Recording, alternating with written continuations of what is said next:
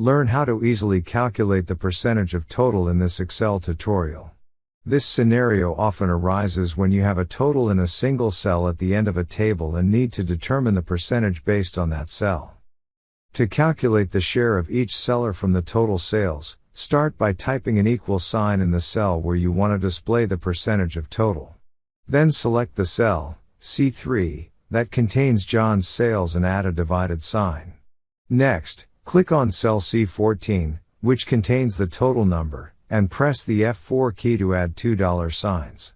This fixes the reference to a specific cell, ensuring that the copied formula uses only cell C14 to calculate the result in all rows. Hit enter to complete the formula, and you're done. To apply this formula to multiple rows, simply drag the bottom right square of the cell down as needed. By using these basic percentage formulas, you can let Excel do the work for you, even if working with percentages isn't your favorite type of math. Start using this easy trick today to simplify your calculations and save time. If you found this video tutorial helpful, please give us a like or leave a comment below, and watch another video tutorial on how to in 2 minutes.